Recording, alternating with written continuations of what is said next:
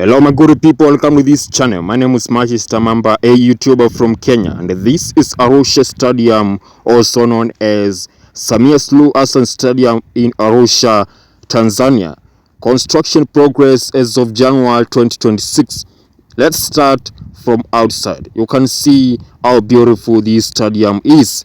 You can see for yourself. I want to take you inside. You see roofing and canopy installation progress. Playing pitch construction progress as of January 2026. But as fast, you can see from outside how the stadium is beautiful. Green, yellow, blue, and a bit of white. Let's give China Railway Construction Engineering Group credit.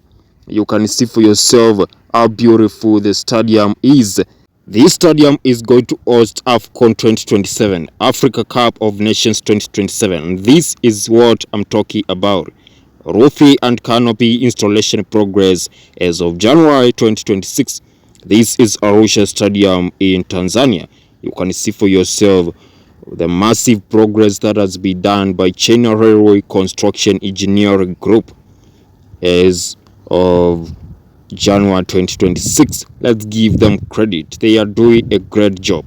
This project began back in 2024 and is expected to be complete this 2026.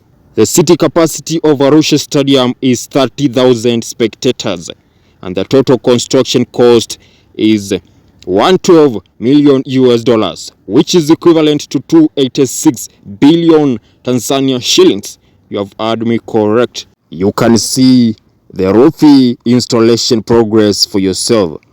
How beautiful it is. Let's give China Railway Construction Engineering Group credit.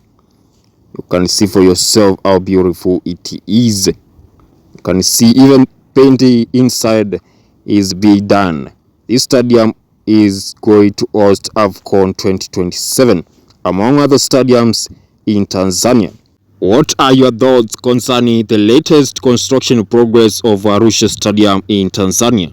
What are your thoughts concerning the latest construction progress of Arusha Stadium in Tanzania? Give your opinions on the comment section. You can clearly see the massive progress of this mega stadium in Tanzania that is going to host AFCON 2027, Africa Cup of Nations 2027, and the play pitch is being constructed. You can see for yourself. You can clearly see what I'm talking about. Play pitch is now being constructed here in Arusha Stadium. You can see for yourself what China Railway Construction Engineering Group has done as of January 2026. You can clearly see for yourself. This stadium can host football, rugby, and even athletics inside the stadium, which is different from Talanta Stadium in Nairobi, Kenya, which can host only football and rugby. So this is a multi-purpose stadium. This can host athletics, football, rugby, and any other event inside main arena. This is Arusha Stadium in Tanzania.